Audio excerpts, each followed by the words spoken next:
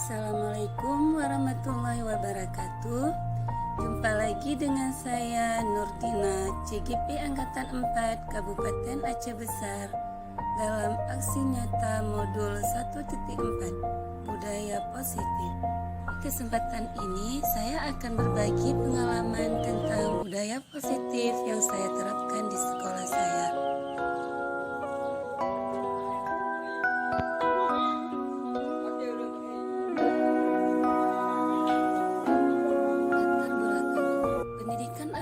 Sebuah tuntunan dalam hidup dan tumbuh kembangnya anak. Pentingnya membangun budaya positif di sekolah untuk menumbuhkan karakter anak untuk mencapai keselamatan dan kebahagiaan yang setinggi-tingginya. Tujuannya untuk membiasakan peserta didik melakukan budaya positif sesuai profil pelajar Pancasila. Deskripsi aksi nyata. Aksi nyata ini saya terapkan di kelas saya mengajar. Kesepakatan kelas ini dibuat bertujuan untuk meningkatkan kedisiplinan, tanggung jawab, dan ketertiban kelas. Yang menjadi tolak ukur, mewujudkan peserta didik yang berkarakter sesuai profil pelajar Pancasila. Dukungan agar aksi nyata dapat dijalankan dengan baik membutuhkan dukungan dari kepala sekolah, rekan guru, murid, orang tua murid, serta sarana dan prasarana sekolah. Peminasa budaya positif Minggu 1 meminta izin dan dukungan kepala sekolah terkait pelaksanaan kegiatan aksi nyata. Minggu kedua, mensosialisasikan kepada rekan-rekan guru tentang pembiasaan budaya positif. Minggu 3, pengenalan budaya positif dan membuat kesepakatan diharapkan dan kemudian berpihak pada murid. Yang visi misi yang kita udah komitmenkan bersama. Tapi banyak ini sudah buat. Ya, sudah ini kita akan dijalankan. pelan-pelan kita akan tercapai lah seperti itu. Ya. Nah, cara pelan-pelan. Saya kira memang banyak yang terkait dengan penggerak-penggerak ini ya kan ya. Iya. Ini yang paling istimewa coba lah. Tamatan SMA Negeri Selimut dibekali dengan vokasional. Ini paling banyak Bu. Kita kan ada vokasional. Ini melahirkan ini menciptakan siswa mandiri, ulet dan berprestasi. Ya, ini luar biasa saya pikirkan. Ya. Memang sebelum toh ada penggerak ini kita sudah memulainya. Iya. Nah seperti vokasional ini persiapan kita untuk anak-anak yang akan lulus seperti itu, karena kita mengingat latar belakang anak-anak yang sekolah di SMA 25 ini rata-rata menengah ke bawah, jadi kemungkinan besar sedikit yang mencapai pendidikan lebih tinggi, mengingat terkendala biaya. Nah kita oleh sekolah ini menyiapkan mereka itu life skill, keterampilan vokasional yang diberikan oleh guru nantinya bisa dimanfaatkan ketika dia kembali ke masyarakat. Assalamualaikum warahmatullahi wabarakatuh. Waalaikumsalam warahmatullahi wabarakatuh. Alhamdulillah alamin. Wassalatu wassalamu ala asyrafil anbiya'i wal mursalin wa ala alihi wa ashabihi ajmain. Puji syukur kehadiran Allah Subhanahu wa taala yang telah membawa kita dari alam kebodohan ke alam yang penuh dengan ilmu pengetahuan alam. Baik Ibu, alhamdulillah sekali Ibu sudah menyempatkan waktu untuk bisa berkumpul di sini untuk mengikuti acara sosialisasi tentang budaya positif yang akan saya sampaikan sedikit untuk perkembangan sekolah kita. Nah sebelumnya kami termasuk Ibu, kemudian Ibu Noni ada mengikuti CGP, calon guru penggerak. Nah sebelumnya mungkin kawan-kawan semua sudah tahu apa itu CGP. Yang di sekolah kita yang mengikuti CGP 2 ya, saya sendiri dengan Bu Noni.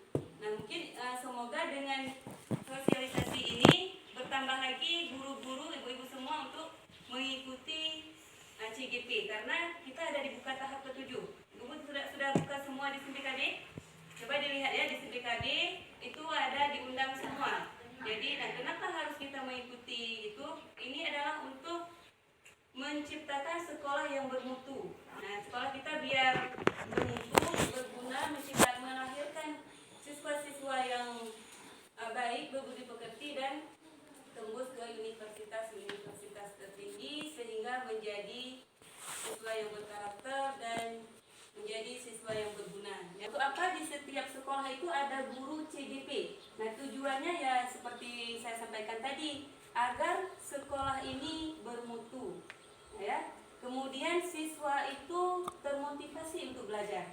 Biasanya di kelas diam, sengat, siswa tidak aktif. Tapi dengan adanya guru penggerak, guru dapat menggerakkan, ya, tergerak menggerakkan.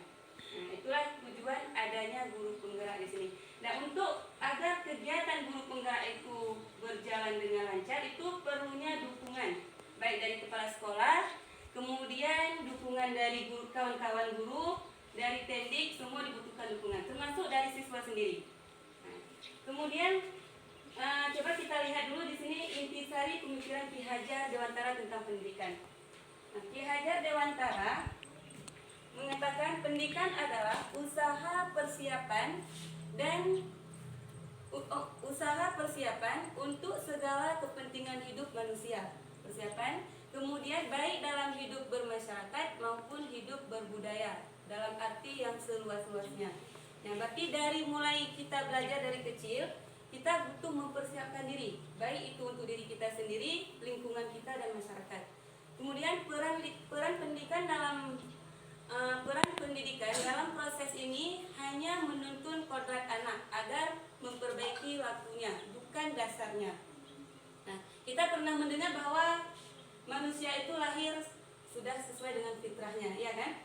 Nah, menurut Ki Hajar Dewantara memang lahir sesuai dengan kodratnya. Seperti bilang, anak lahir seperti kertas putih, yang mencoret menjadikan hitam, menjadikan indah itu adalah keluarganya, lingkungannya, dan sekolah yang lingkungan dia itu semua. Peran pendidikan dalam proses ini hanya menuntun kodrat anak agar memperbaiki lakunya. Kodrat anak. Nah, kodrat di sini ada dua, ya. Ada kodrat alam, ada kodrat zaman. Kodrat alam itu kodrat yang tidak bisa kita rubah. Memang kodrat yang kita bilang sudah ada. Dan kita cuma mengembangkan dan memperbaikinya. Jadi misalnya kita ada anak lakunya di sekolah bandel sekali. Tugas guru di situ membimbing agar dia menjadi lebih baik. Itu namanya kodrat alam. Sedangkan kodrat zaman itu kita harus mengikuti sesuai perkembangan zaman. Contoh, masa saya sekolah dulu masih SD, sama juga mungkin kita, ya. Di sini ada yang guru-guru masih muda ini, yang mungkin tidak merasakan tidak ada HP, tidak ada laptop. Sekarang sudah ada.